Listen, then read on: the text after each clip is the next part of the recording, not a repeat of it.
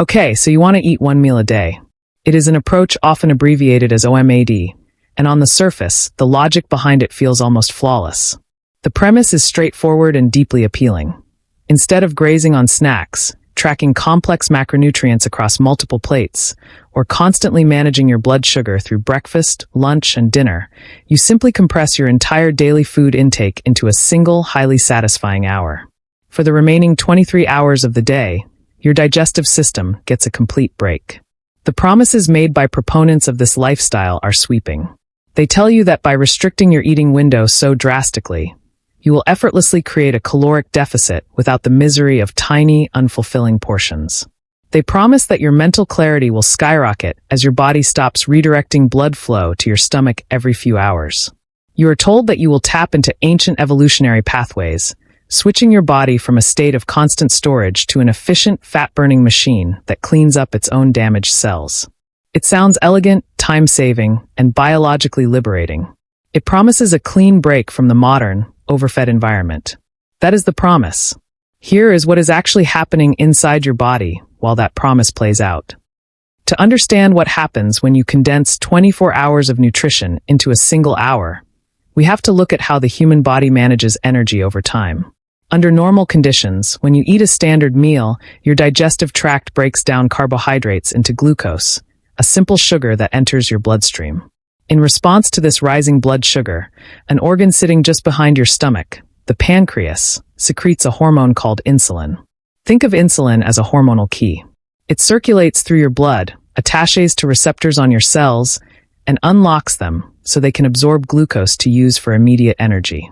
Whatever glucose your body does not need right away is packaged into a storage molecule called glycogen and sent to your liver and your muscles. But your liver and muscles have limited storage capacity, like a pair of small backpacks. Once those storage sites are completely full, any remaining excess energy is converted into lipids and stored long-term in your adipose tissue, which we commonly know as body fat. When you transition to a 23-hour fast every single day, this system is forced to run in reverse for extended periods. A few hours after your last bite of food, your circulating blood glucose begins to drop. To keep your brain and vital organs running, your pancreas stops producing insulin and instead releases a counter-regulatory hormone called glucagon. Glucagon signals your liver to break its stored glycogen back down into glucose and release it into the bloodstream. Once that liver glycogen is depleted, which typically happens within 12 to 16 hours of fasting, your body undergoes a metabolic shift. It begins breaking down stored triglycerides from your fat cells into free fatty acids. These fatty acids travel to the liver, where they are converted into molecules called ketone bodies, specifically beta-hydroxybutyrate and acetoacetate. Your brain, which normally relies exclusively on glucose, can adapt to use these ketones for fuel. This shift from glucose utilization to ketone utilization is what metabolic scientists call the metabolic switch. Under normal circumstances, this is a highly preservationist survival mechanism designed to keep you alive when food is genuinely scarce. When you introduce this 23-hour fasting routine to your body, the short-term, first-order effects are immediate and highly measurable. Within the first few days, your circulating insulin levels drop to their baseline minimums. Because insulin causes the kidneys to retain sodium and water, this sharp drop in insulin triggers a rapid release of fluid. Your kidneys excrete excess sodium, and you lose what many people call water weight. A study tracking short-term intensive fasting protocols observed a notable reduction in extracellular fluid within 48 hours, explaining why the scale drops so dramatically in the first week. Simultaneously, your hormonal drive to find food shifts into overdrive. As your stomach remains empty for hours on end, its endocrine cells secrete a peptide hormone called ghrelin, often referred to as the hunger hormone. Under a standard 3-meal-a-day schedule, ghrelin spikes rhythmically at your usual breakfast, lunch, and dinner times, and then subsides. When you switch to 1 meal a day, ghrelin spikes violently at those old meal times. However, studies show that after about 5 to 7 days, your body begins to adapt. The daily ghrelin spikes flatten out, and your baseline levels of neuropeptide Y, a powerful appetite stimulant in the brain, begin to stabilize, meaning the agonizing hunger you feel on day 2 or 3 starts to dull by day 7. At the same time, your sympathetic nervous system, your fight-or-flight response, is gently activated. Because your body perceives the lack of incoming food as a potential stressor, your adrenal glands increase the secretion of cortisol and norepinephrine. This hormonal surge is what causes the sharp, hyper-focused mental clarity that many practitioners of one meal a day report. It is not a mystical awakening. It is an evolutionary survival adaptation. Your brain is being flooded with stress hormones to give you the energy and focus required to hunt or forage for food. In terms of weight loss, if you strictly limit yourself to one meal, you will almost certainly experience a short-term reduction in body mass. A comprehensive review in the Annual Review of Nutrition analyzed human trials on time-restricted eating and found that when individuals restrict their eating to a very narrow window, they naturally drop their daily intake by roughly 20 to 30% without consciously counting calories. The sheer physical volume of food required to meet a full day's energy needs in a single sitting makes overeating difficult for the average stomach. While the short-term results can look incredibly promising on a scale or a spreadsheet, your body is not a static machine. It is a dynamic, adaptive system. When you maintain a strict one-meal-a-day regimen over weeks and months, a series of hidden, second-order effects begin to take place beneath the surface. This is where the popular narrative of effortless fat loss and cellular rejuvenation begins to oversimplify a highly complex biological reality. The first major second-order effect involves your resting metabolic rate, the baseline number of calories your body burns just to keep your heart beating, lungs inflating, and organs functioning. When you consistently feed your body significantly fewer calories than it requires, and you do so in a single volatile burst, your thyroid axis responds. Your liver decreases the conversion of the inactive thyroid hormone T4 into the active form, T3. Active T3 is the primary driver of your cellular metabolism. When T3 drops, your body becomes more thermodynamically efficient. It begins to conserve energy. It lowers your body temperature slightly, slows down non-essential cellular repair, and reduces spontaneous physical movement, a phenomenon known as non-exercise activity thermogenesis, or NEAT. You might find yourself fidgeting less, sitting more, or feeling colder in your hands and feet. Your body is actively lowering its energy expenditure to match the perceived famine. The second hidden cost is found in your musculoskeletal system. To maintain muscle tissue, your body relies on a continuous biological process called muscle protein synthesis, which is triggered primarily by two things: resistance exercise and the consumption of dietary protein, specifically an amino acid called leucine. To maximize muscle protein synthesis, your body needs a steady supply of 20 to 30 grams of high-quality protein every 4 to 5 hours. The human body has no storage site for excess amino acids. Unlike fat, which can be stored infinitely, extra protein cannot be saved for later. When you consume your entire day's worth of protein, say 120 grams, in a single meal, your gut absorbs the amino acids, but your muscles can only utilize a fraction of that amount for repair and synthesis in that single window.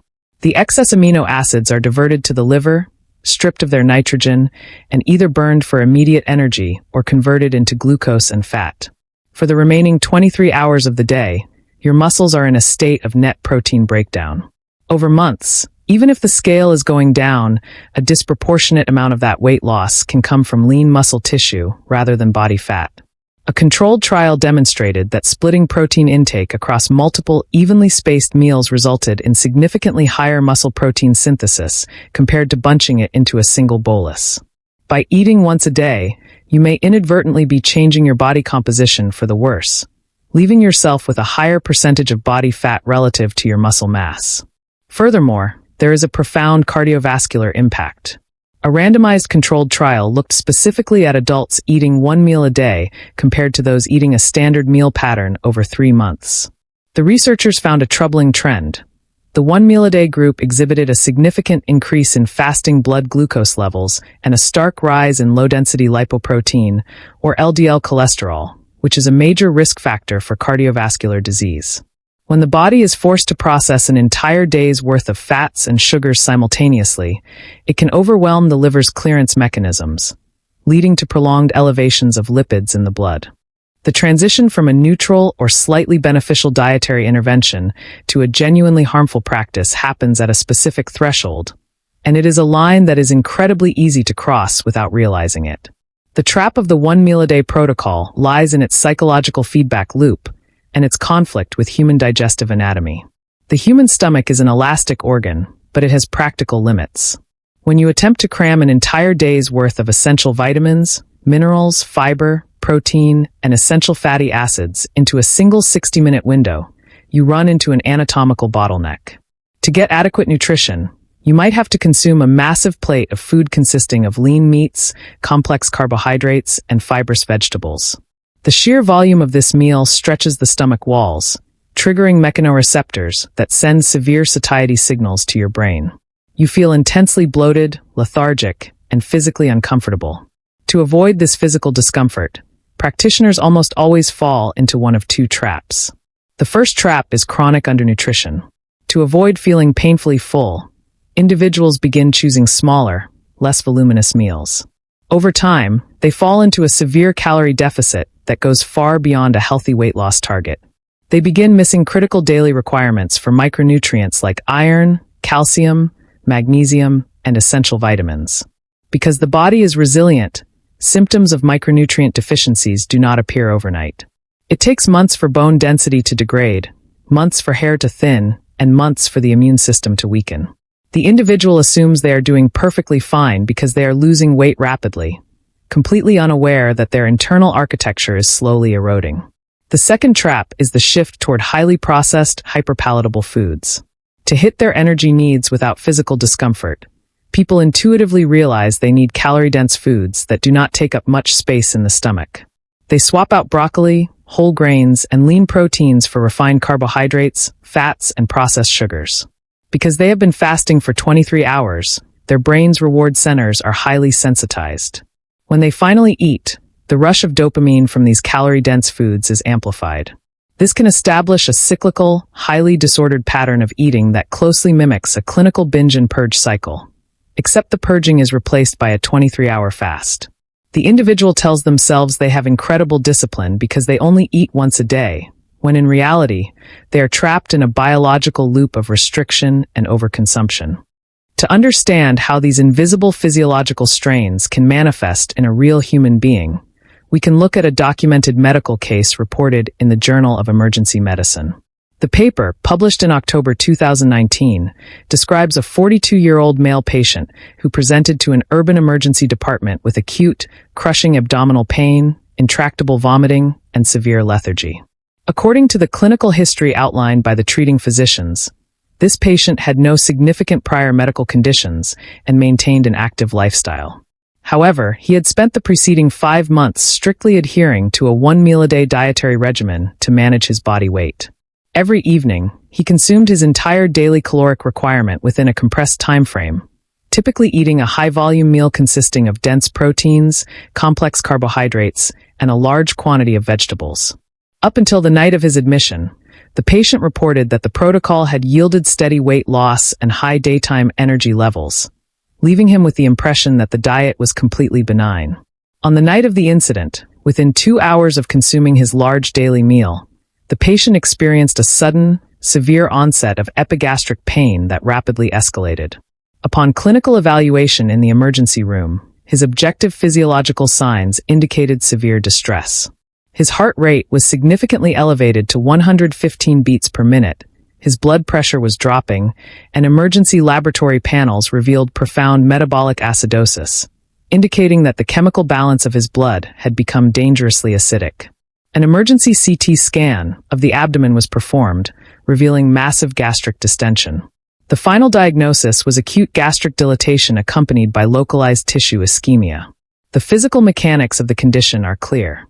Over 5 consecutive months of eating a single meal, the patient's stomach had progressively adapted to significant stretching, allowing him to bypass the early sensory signals of fullness.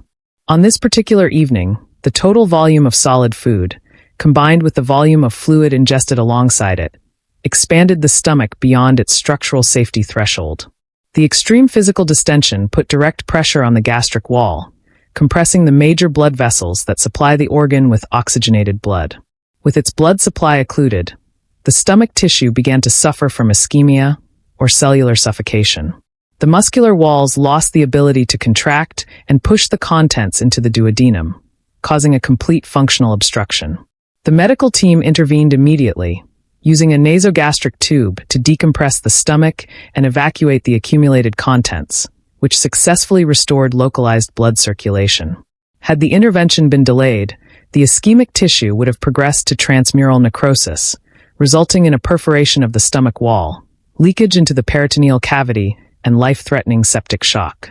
The clinical findings emphasized that this crisis occurred in a patient with no prior history of gastrointestinal motility disorders.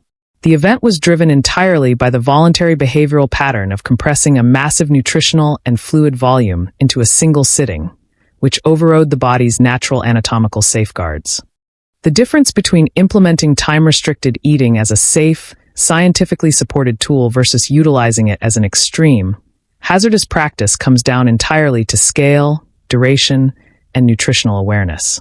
When this behavior is done right, according to current clinical evidence, it does not involve a 23-hour fast. Instead, it utilizes a moderate 8 to 10-hour eating window. For example, consuming all food between 10 o'clock in the morning and 6 o'clock in the evening. Within this window, an individual does not try to complete their intake in a single sitting. Instead, they space out 2 or 3 balanced meals roughly 4 hours apart. In this evidence-based scenario, you might consume 40 grams of protein at 10 in the morning, another 40 grams at 2 in the afternoon, and a final 40 grams at 6 in the evening. This precise distribution keeps muscle protein synthesis elevated throughout the day, actively protecting lean tissue. Because the individual meals are smaller, the stomach is never unsafely distended, and the digestive tract has ample time to efficiently absorb vitamins and minerals. Research shows this pattern can improve insulin sensitivity and support a moderate caloric deficit without triggering a severe drop in active thyroid hormones or causing a dangerous spike in LDL cholesterol. Now consider the exact same intent, weight loss and metabolic health, practiced incorrectly through the extreme structure of a strict, long-term 1-meal-a-day intervention. Here, the individual fasts for 23 hours and forces themselves to eat everything between 7 and 8 o'clock in the evening. Even if they manage to consume the exact same number of total calories as the first person, their body simply cannot process it the same way. Instead of a controlled absorption of nutrients, they experience a massive, volatile spike in blood glucose and lipids that temporarily overwhelms the liver's clearance pathways. They can only utilize a small fraction of that massive protein bolus for muscle repair, leading to gradual muscle wasting over time. Their stomach is chronically overstretched, significantly increasing the risk of acid reflux, gastroparesis, or functional motility issues. And during the day, their body compensates for the 23 hours of deprivation by lowering its core temperature and reducing spontaneous movement. They are ultimately working twice as hard for a diminished, less healthy metabolic outcome. Ultimately, the science of human nutrition reminds us that our bodies do not view health through the lens of rigid, hourly rules or extreme logistical frameworks. What matters most is the steady, balanced preservation of our underlying biological machinery, because at the end of the day, the clock isn't the measure of your metabolism. The living tissue inside you is.